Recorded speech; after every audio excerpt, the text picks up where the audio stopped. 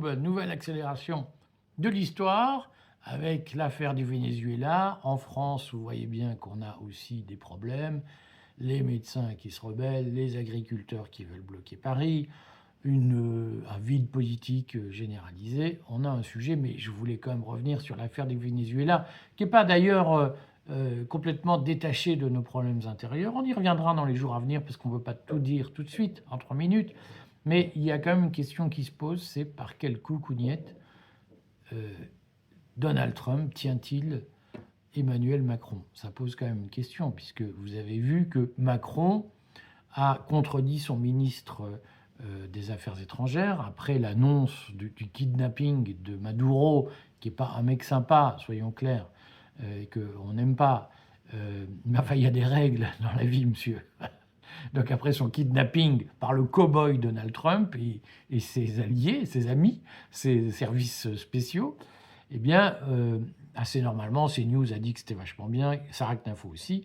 On a compris que quand ils disent on est pour le relèvement de la France, c'est en fait on est pour la soumission totale de la France aux États-Unis et pour la soumission totale de la France à Donald Trump. Voilà.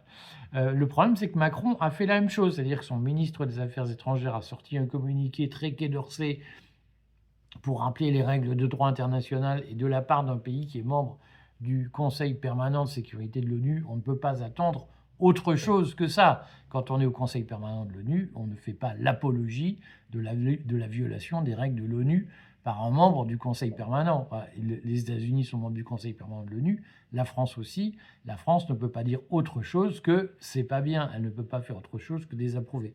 Donc le Quai d'Orsay l'a rappelé en termes mesurés, mais l'a rappelé. Kaja Kallas, haute représentante de l'Union européenne, qui est lituanienne, je crois, qui est à mort, mais de chez à mort, pro-américaine, elle a quand même publié un communiqué condamnant le coup de Maduro. Rappelons-le, parce que quand j'écoute ces news, j'ai l'impression que tous les gens bien sont pour le kidnapping de Maduro. C'est pas vrai.